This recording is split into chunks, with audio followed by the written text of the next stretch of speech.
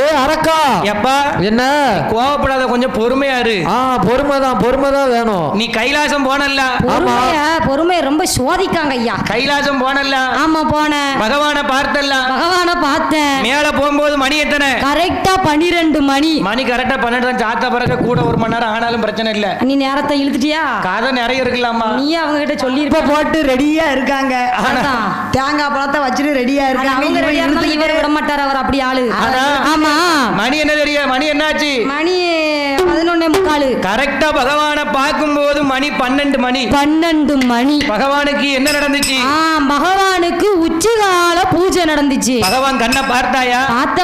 பார்த்தேன். எப்படி இருந்துச்சு? செக்கச்சவேர்னு இருந்துச்சு. செக்கச்சவேர்னு.